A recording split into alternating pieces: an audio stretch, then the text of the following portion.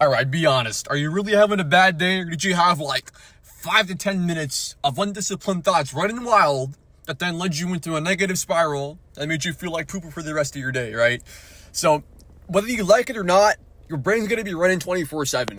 And most of us, we look for our clarity, our peace in goals, milestones, events, for example, hanging out with your boys, eating your favorite food, buying that new car, hitting that new PR, right? But the issue is, though, that's going to be what? Maybe 10% of your day, maybe less than 1% of your life's time living. What about the other 90% when you're brushing your teeth, making your bed, going to work, right in that business, under a high stress situation, whatever the case may be, those mundane tasks that you do, your mind is still running.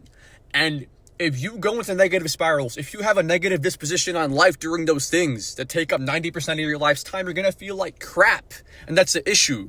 So we have to root our wellness and our mental well-being in actually managing our thoughts, having mental discipline.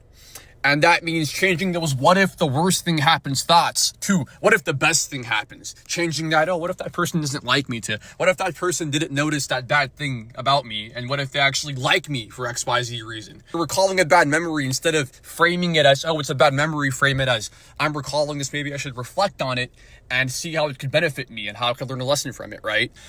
Basically changing your negative disposition into a positive one. And obviously this goes on a by scenario basis. There's no one size fits all answer to everything. But the overall macro, the overall point I'm getting at is being optimistic, converting that negative into a positive, because your brain's going to run, and most of us already think way too negative for no reason at all besides the society around us and our influences, right?